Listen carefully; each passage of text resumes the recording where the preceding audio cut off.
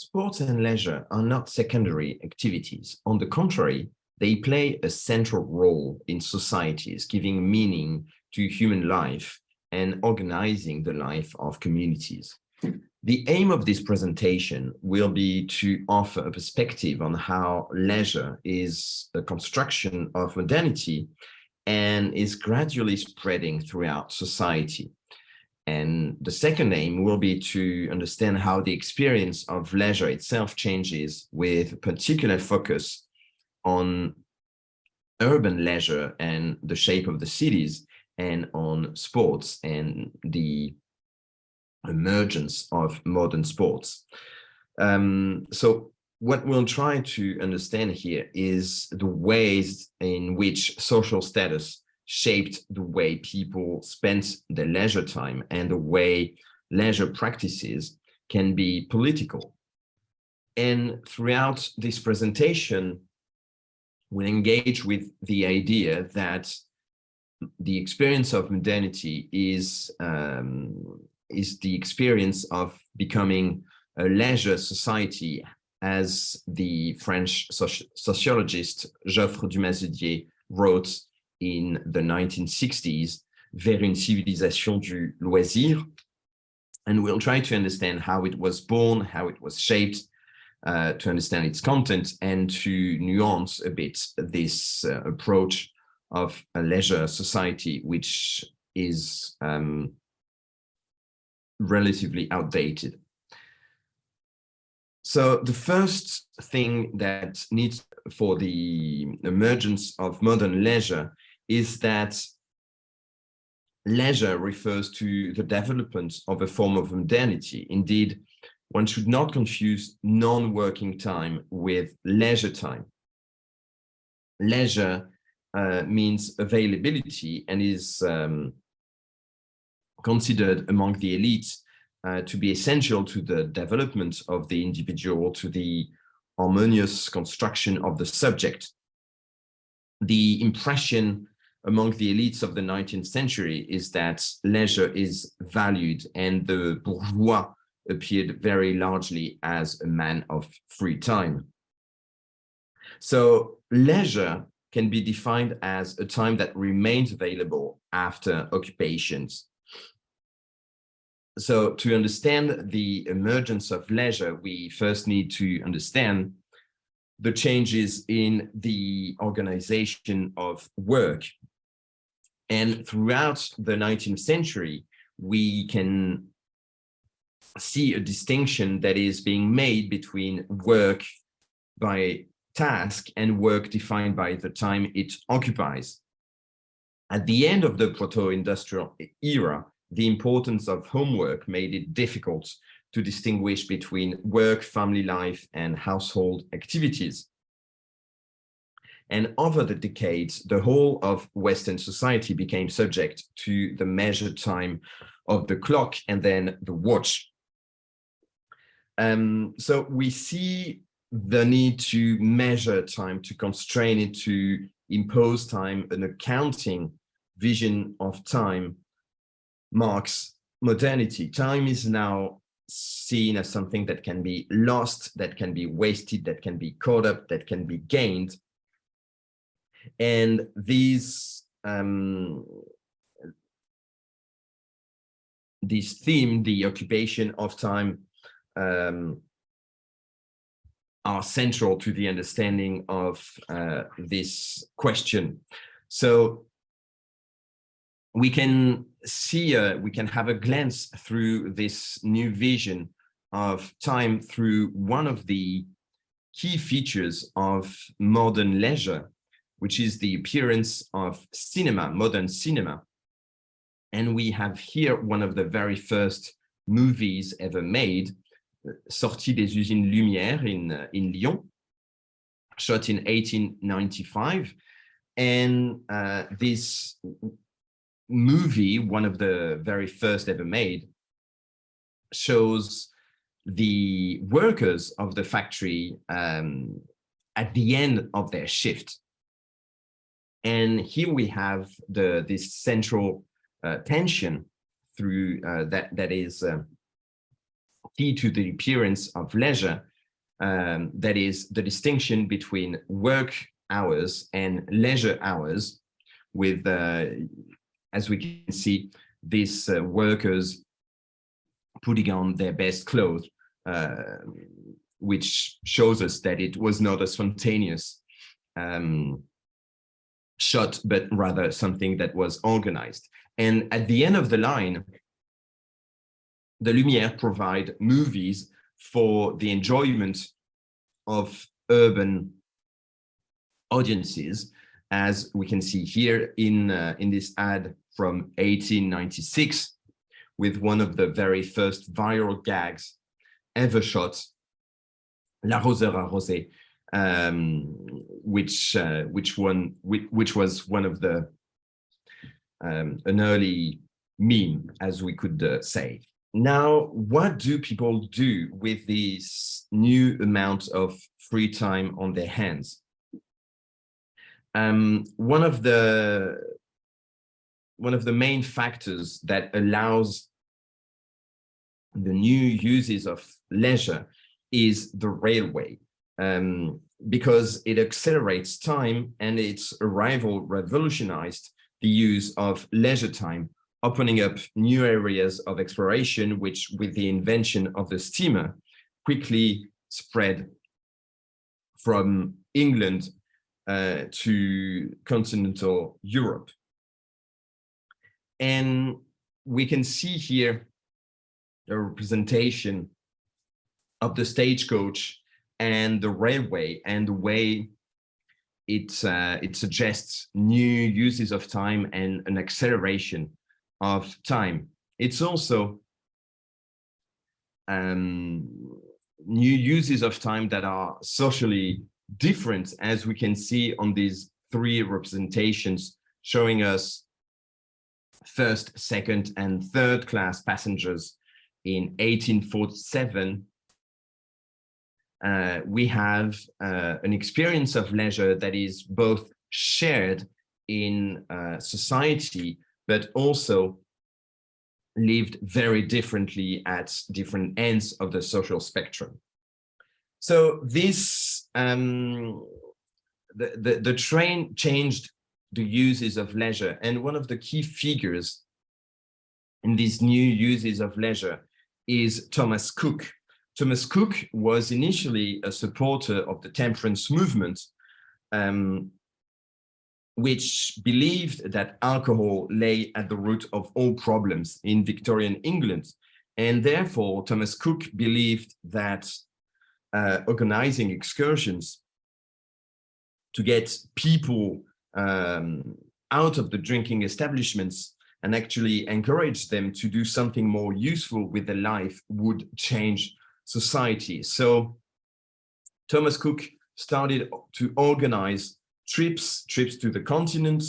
The very first trip was to the Paris exhibition in the mid-1850s, and then started to organize package holidays, took groups to Switzerland, to Italy, America, Egypt, and took parties of tourists. And his initiative was central in the invention of modern tourism and in organized travel. We have here an example of Thomas Cook sitting in the center of the picture, taking a group to the ruins of Pompeii in the middle of the 19th century. So this new role of railway and tourism also allow for the development of sea resorts, which are a key feature of the 19th century. Sea resorts are important because they show, not only because they allow for new practices of leisure, but also because they completely transformed the vision of the sea and the beach from perilous place, place of danger, place of dread, to a place of vacation, of desire. Around the mid-18th century, according to French historian Alain Corbin, European elites started to enjoy and recommend the curative qualities of fresh air, exercise, and sea bathing. And we can, at the time, see the emergence of the idea of a restorative sea and the emergence of sea resorts, which first opened in England on its eastern shore near York. The European discovery of the beach is a reminder that human ideas about nature have changed over time, with real consequences for the environment and the world. So Corbin shows us that this awakening of a collective desire for the shore has a consequence that the beach meant something new to the Europeans. It had become a place of human consumption, a sought-after escape from the city and the drudgery of urban life. The massification of leisure activities led to the development of spaces and specific temporalities. And here I am referring, obviously, to holidays. Holidays are a modern invention, and holidays are a creation of a new social time.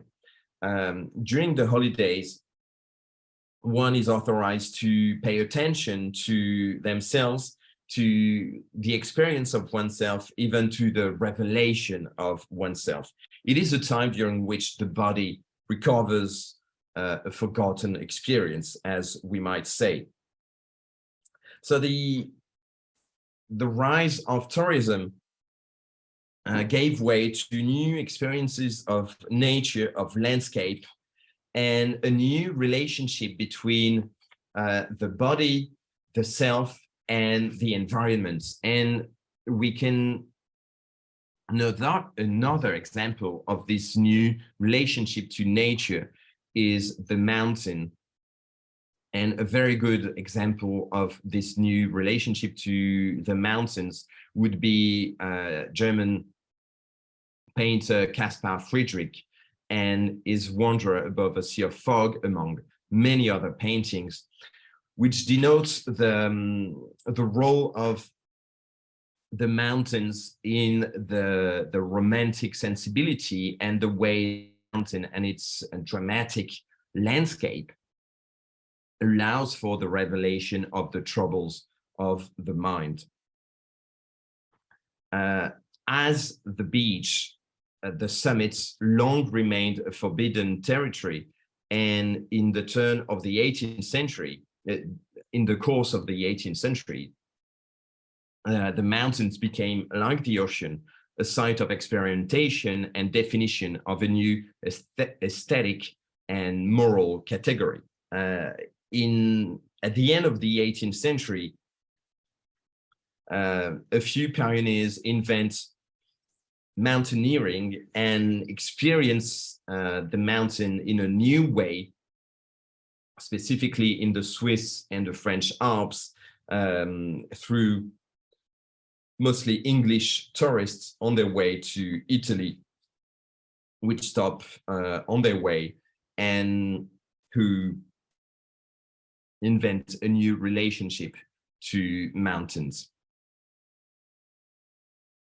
So a second aspect of the transformation of the environment provoked by these new leisure practices is the cities, and probably the city that epitomizes the most this development is Paris, because in Paris in the 19th century, the urban landscape is completely reshaped in line with this experience of leisure. Since the early 19th century, the Grand Boulevard in Paris have been the center of Parisian life. this set of streets that run from west to east, from Place de la Madeleine to Place de la Bastille, is the place to stroll, the place where you have to be seen to be a real Parisian. It is by walking on the boulevard that we can know what is fashionable and what is not fashionable. There were many theaters, drama being the favorite pastime of Parisians, and the latest theater provides the basis for many conversations, and actresses' costumes are copied by women who want to be in the latest fashion. We can see an example of this central role of the boulevard in the experience of modern Paris in this painting by Jean Béraud, Le Théâtre du Vaudeville, in 1889, where the painter places the viewer on the pavement at the corner of la Rue de la Chaussée d'Antin and the Boulevard des Capucines, one of the most fashionable areas of Paris in the 19th century. And we can see many aspects here with, for instance, people reading the paper on the sidewalk, reminding us of the importance of the press at the end of the 19th century. We can also observe how heavy the traffic is and the way different social groups coexist on this space, which is a space for social diversity, but also hierarchy. Maybe one last example of how the shape of the city allows for new experiences of leisure would be this very famous painting by Auguste Renoir, Le Bal du Moulin de la Galette. Le Moulin de la Galette is a guinguette, a term used in French to designate dance halls. So a guinguette, which was set on the Butte Montmartre in the north of Paris, an area which is at the time set with windmills. And the Moulin de la Galette, as many other guinguettes, flourished as the entertainment industry. Sorry, let me just start here. So this very famous painting by Auguste Renoir, Le Bal du Moulin de la Galette, which depicts a Sunday afternoon on one of the many guinguettes in Paris. So the guinguettes are the dance halls, which are numerous in this area of Paris. And so this is the outskirts of the city at the time. And on the outskirts, many guinguettes, many dance halls are welcoming guests on Sunday for dancing and having a drink. And we can see here the joyous atmosphere and the general idea of pleasure, which attracted bohemian people, artists, common people, but also bourgeois who came to indulge themselves. And we can see here, just by observing the different kind of hats, that different social groups coexist in this shared space, whilst listening to music and having a drink.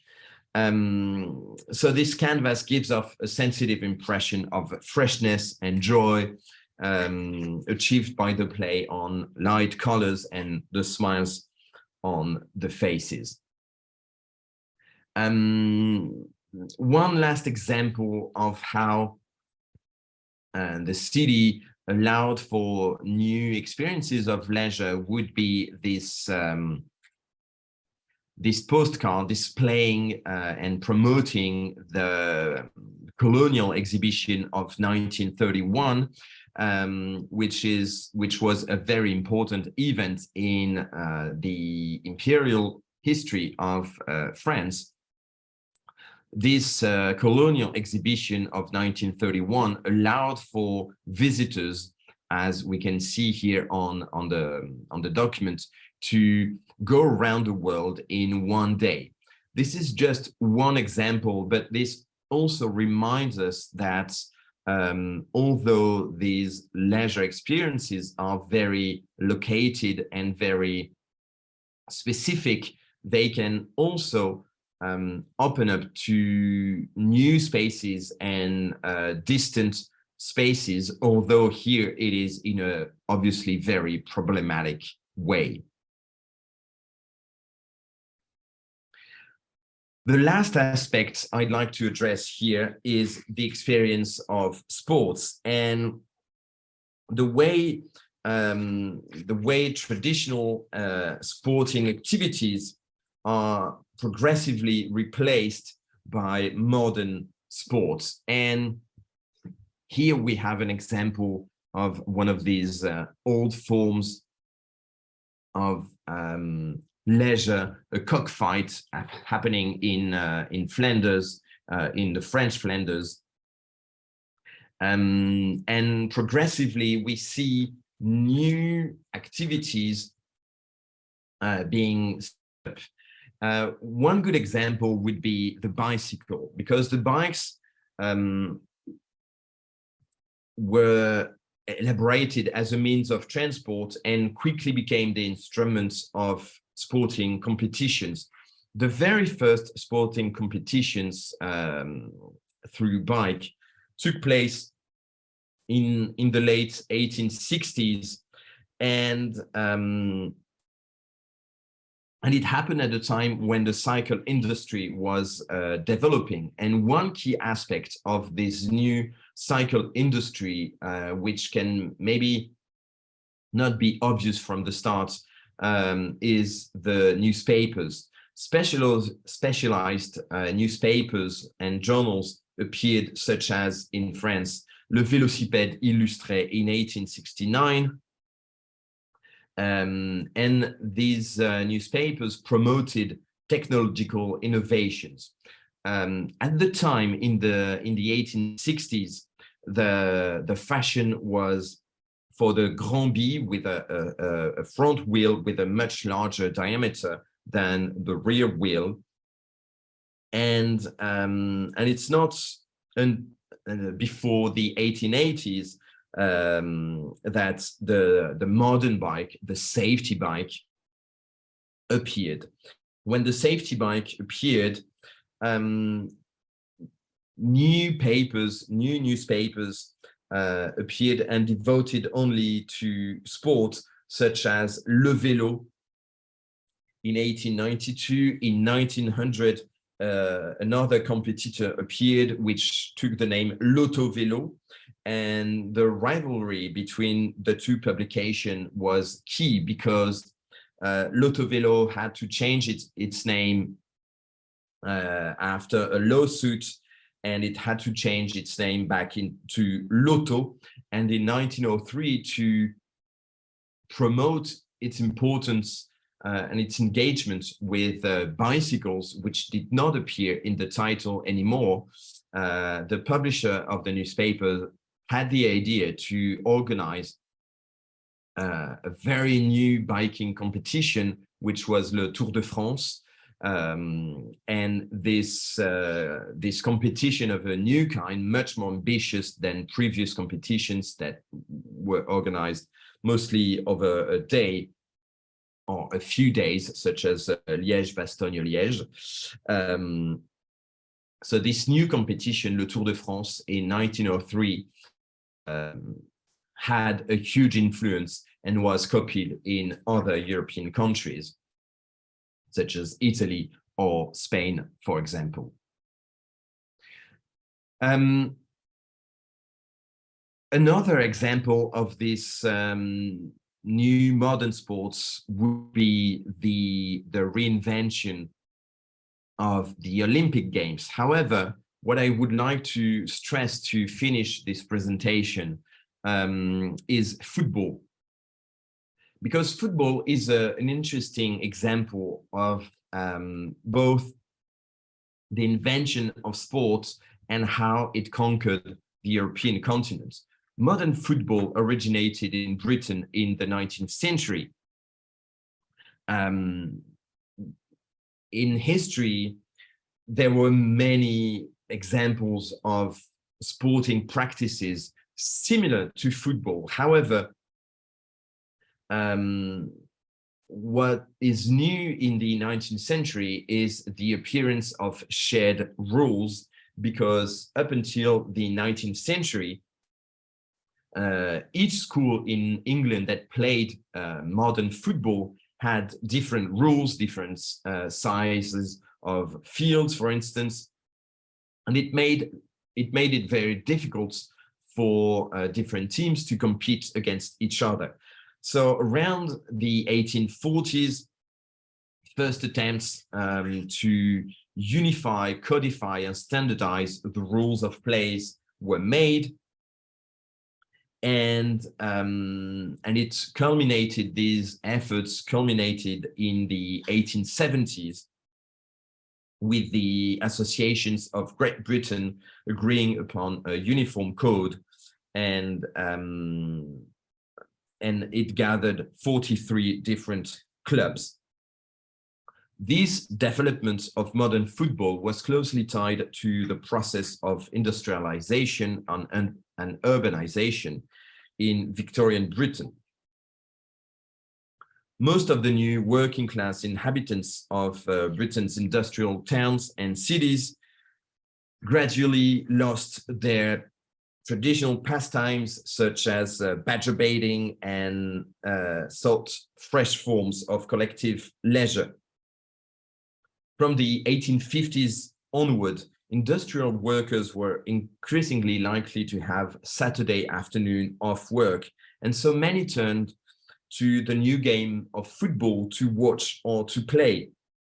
And key urban institutions such as churches, trade unions, and schools organized working class boys and men into recreational football teams.